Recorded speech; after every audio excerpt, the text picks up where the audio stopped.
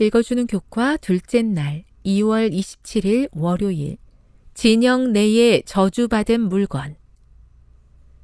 그때는 분명 이스라엘 역사상 가장 위대한 시기 중 하나였다. 광야에서의 40년간의 방황을 마치고 그들은 마침내 약속의 땅에 들어서고 있었다.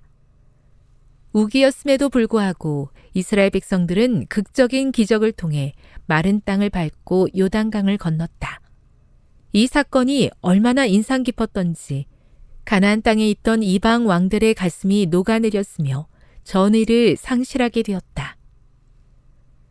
가나안을 정복하는 과정에서 만난 첫 번째 큰 장애물은 높은 성벽으로 굳건히 방어된 여리고였다.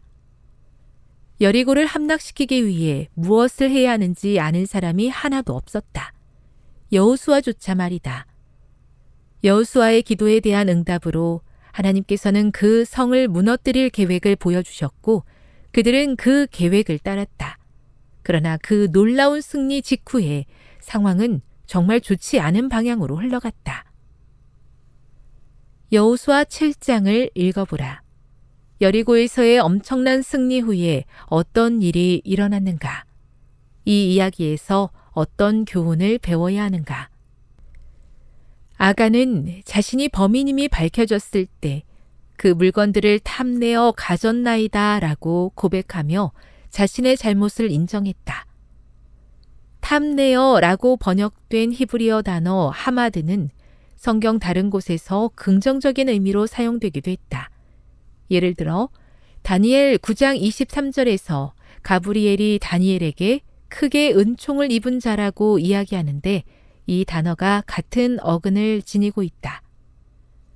하지만 아간의 경우 하마드는 좋지 않은 소식이었다. 함락시킨 성에서 아무것도 취하지 말라고 하신 하나님의 분명한 명령이 있었음에도 아간은 하나님께서 하지 말라고 하신 바로 그 일을 함으로 온 나라에 불명예를 끼쳤다. 아이에서의 패배 후에 여호수아는 이렇게 말했다.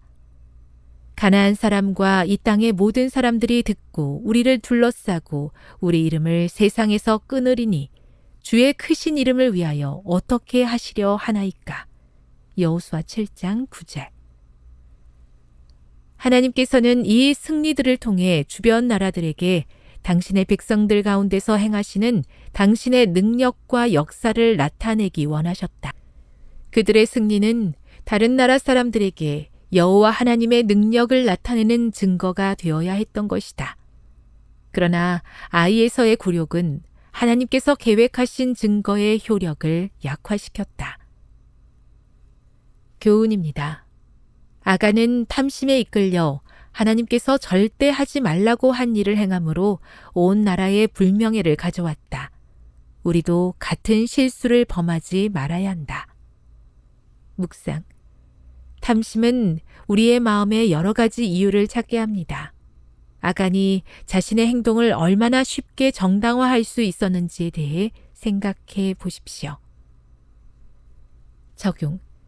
잘못된 행동을 변명함으로 우리는 죄를 더합니다. 우리도 아간처럼 스스로를 합리화하지 않으려면 어떻게 해야 할까요? 영감의 교훈입니다. 탐욕의 무서운 결과. 아간을 파멸시킨 무서운 죄는 모든 죄 중에 가장 흔하고 가장 경히 여겨지고 있는 탐욕에서 기인되었다. 다른 죄인들은 조사하여 형벌하는 반면에 열째 계명을 유린한 죄는 좀채로 비난조차 받지 않는다. 이 죄가 얼마나 흉악하며 그 결과가 얼마나 무서운 것인가에 대하여는 아간의 역사에서 배울 수가 있다. 부조화 선지자 496. 저의 탐심을 합리화하며 제 것이 아닌 것에 욕심을 부리며 살아갈 때가 있습니다. 저에게 정직한 마음과 가진 것에 만족할 수 있는 마음을 허락해 주셔서 하나님께 온전히 의지하며 사는 삶을 통해 하나님께 영광 돌리게 도와 주시옵소서.